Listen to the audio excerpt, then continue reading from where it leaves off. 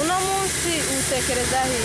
Uno munsi mukuru w'abamambre w'abanyamurenge bahuye hano kuri White House kugira bamagane hejuru yo kurengera ubwoko bw'abanyamurenge.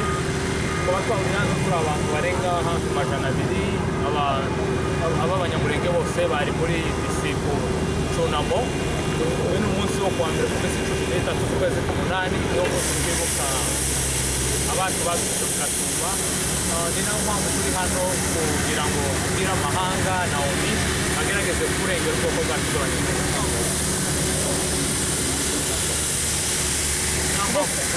Mbese ni iki cyane cyaguteye, ni iyihe mpamvu cyane cyane cyatumye turi hano ni ukugira ngo dufashe kurengera ubwoko bwacu.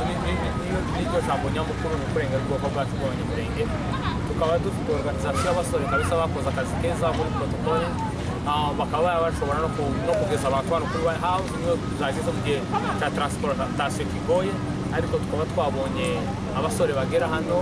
None tugikurikiraho tugiye kuzamura amaposter cyangwa inzandiko twanditse kugira tubwire amahanga yumve impamvu nyamukuru turi hano. Sawa, urakoze.